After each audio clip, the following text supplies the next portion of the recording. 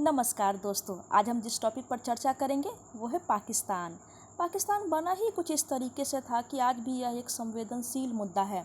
देश का बंटवारा कैसे हुआ, पाकिस्तान बनने पर ज़मीन पर रहने वाले लोगों को अपना घर छोड़कर कैसे आना पड़ा, महिलाओं और लड़कियों के साथ क्या हुआ, कितने लोग मार दिए गए, कितनी महिलाओं का बलात्कार हुआ, कितने घर लूटे गए, यह सारा कुछ हुआ एक पाकिस्तान के बनने से। उस समय कैसे क्या हुआ यह बताने के लिए कई किताबें हैं हमारे पास। आज हम उनके ही बारे में जानते हैं। तो जिन किताबों की हम चर्चा करेंगे उनमें सबसे पहला है झूठा सच। इसे यशपाल ने लिखा है। इस उपन्यास के दो भाग हैं, पहला है वतन और देश, दूसरा है देश का भविष्य। पहले मैं वतन और देश की बात करूंगी। इसकी पृष्ठभूमि विभाजन की राजनीतिक और सांस्कृतिक है। विभाजन से पहले जो दंगे हुए उनका चित्रण मिलेगा इसमें आपको। कथा का केंद्र लाहौर शहर है। यहाँ एक मध्यवर्गीय परिवार है। जयदेव पुरी इस परिवार का लड़का है, पत्रकार है और देश को आज़ाद कराना चाहता है। प्रगतिशील सोच का है, आधुनिक युवक है। एक धनी लड़की घर की लड़की कनक से प्रेम भी करता है। जयदेव की बहन है तारा। उपन्यास की कथा इसके ही इर्द गिर्द घूमती है। तारा मुस्लिम युवक से प्रेम करती है। जयदेव पुरी को यह बात पसंद नहीं आती, वह दोनों को अलग कर देता है। तारा के पिता उसका विवाह सोमराज से कर देते हैं। पुरी जानता है कि सोमराज बेईमान आदमी है, पर वह पिता को रोकता नहीं है। देश विभाजन की खबर इसी बीच आती है। राजनेता अलग अलग बयान देते रहते हैं, लोगों में भय है, सांप्रदायिकता की आग भड़कती है। तारा की शादी के दूसरे ही दिन दंगा भड़क जाता है। उसे सुहाग सेज पर छोड़कर उसका पति भाग जाता है। दंगाइयों से डरकर तारा भी भागती है। उसे मुस्लिम परिवार में पनाह मिलती है। यहाँ वह ऐसे लोगों के हाथ लग जाती है जो परिस्थितियों का फ़ायदा उठाकर लड़कियों को बेच रहे होते हैं। तारा बिक जाती है, पर उसका संघर्ष स्वतंत्र होने और अपने घर वालों से मिलने के लिए जारी रहता है। देश बट चुका होता है। तारा का शहर लाहौर पाकिस्तान में चला जाता है। पूरी विभाजन के दिन जालंधर गया हुआ था, वह वहीं फंस जाता है।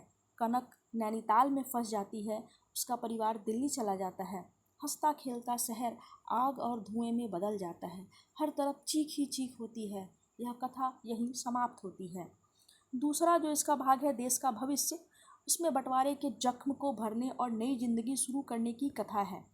बंटवारे के बाद पाकिस्तान से आए लोग अपनों की तलाश और दो वक्त की रोटी और एक आशियाने के लिए दर दर भटकते हैं। जयदेव जालंधर में बस जाता है। माहौल शांत होने पर वह लाहौर अपने परिवार को ढूंढने आता है। यहाँ स्थितियाँ बदली रहती हैं। मजबूरी में उसे भूखे रहना पड़ता है, भीख भी मांगनी पड़ती है। फिर उसे एक नेता सूद जी मिलते हैं। पूरी भारत छोड़ो आंदोलन में उनके साथ था। वे उसकी मदद करते हैं और वह जालंधर लौट पाता है। कुछ समय में ही वह अपना प्रेस स्थापित कर लेता है। प्रेस काफ़ी अच्छा चल निकलता है।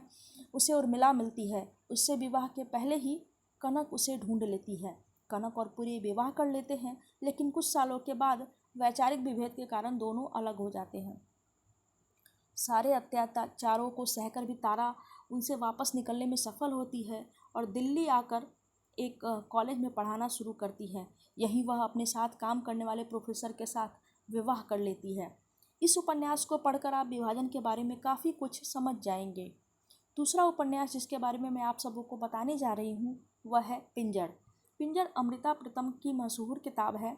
यह विभाजन की पृष्ठभूमि पर तो है ही, पर इसके केंद्र में है नारी। विभाजन का दर्द सबसे ज़्यादा महिलाओं ने भुगता है। पिंजड़ का अर्थ है कंकाल, ऐसा ढांचा जिसमें शरीर और मन नहीं है। पिंजड़ ही तो बना दिया गया था महिलाओं को उन दिनों। यह कहानी है पूरो की। पूरो शाह यानी कि हिंदू परिवार की है और रशीद शेख यानी कि मुस्लिम परिवार का है। इन दोनों परिवारों में पीढ़ियों की दुश्मनी है। इस दुश्मनी का बदला लेने के लिए शेख जो है वो पूरो का किडनैप कर लेते हैं। यह वही समय है जब देश में आज़ादी के लिए मांग उठ रही थी। पूरो का भाई और मंगेतर भी आज़ादी के ही नायक थे। पूरो रशीद से छुपकर भागकर अपने घर आती है तो उसकी माँ उसे अपनाने से मना कर देती है, यह कहकर कि यदि वे उसे घर में रखेंगी तो पूरो की दूसरी बहनों का विवाह नहीं हो सकेगा, उसके भाई का घर नहीं बसेगा। इसलिए पूरो को बलिदान देकर उनका जीवन बचाना चाहिए और जहाँ से आई है उसे वहीं लौट जाना चाहिए। पूरो लौट जाती है। अभी वह 15 वर्ष की है, पर उसे ज़िंदगी का सबसे बड़ा सबक मिला। चारों ओर दंगे फैल रहे थे। रशीद पूरो को कलमा पढ़ाकर मुस्लिम बनाकर उसका नाम हमीदा रख देता है, फिर उसके साथ निकाह कर लेता है।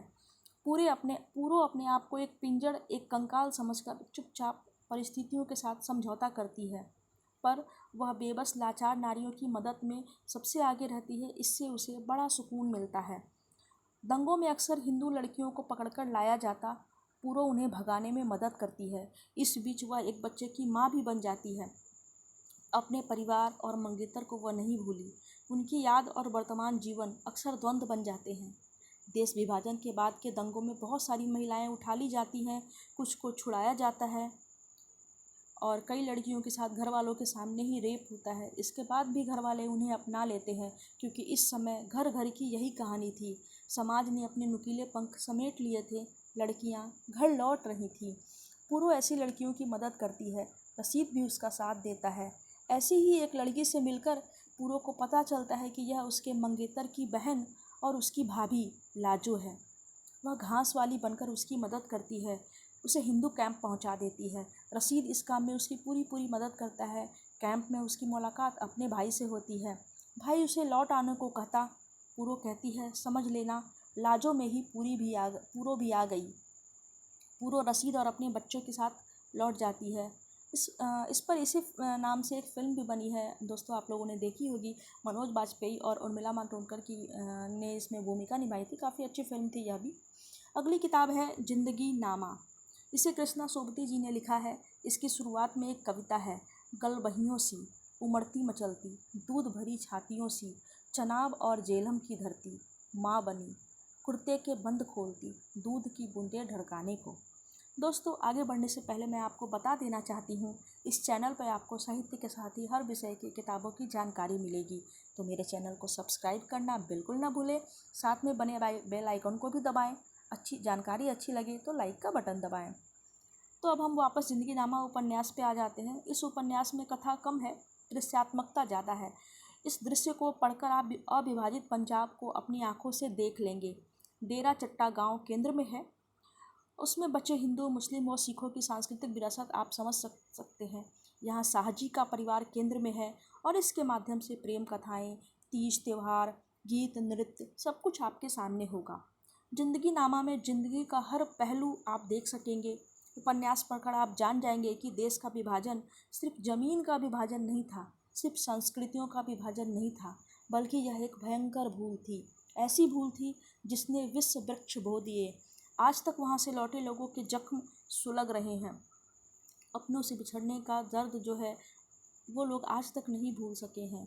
कृष्णा सोबती खुद अविभाजित पंजाब की थी, इसलिए वह इस दर्द को इतनी शिद्दत से उकेर सकी हैं। सबको यह किताब जरूर पढ़नी चाहिए। ये तो पाकिस्तान बनने की कहानी या कहे कि बंटवारे की कहानी साहित्य की दृष्टि से थी। अगर आप वैचारिक किताबों के माध्यम से इसे जानना चाहते हैं तो मैं उन किताबों पर भी एक वीडियो लेकर आऊँगी। इन पुस्तकों के लिंक डिस्क्रिप्शन बॉक्स में आपको मिल जाएंगे। तो दोस्तों, खुश रहिए, पढ़ते रहिए और मेरी वीडियो को लाइक और सब्सक्राइब करते रहिए। Bye bye.